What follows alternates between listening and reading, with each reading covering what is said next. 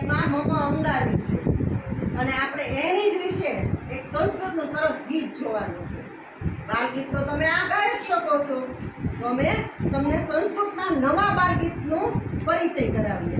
તમે બધા બાળકો અમારી સાથે જોડાજો.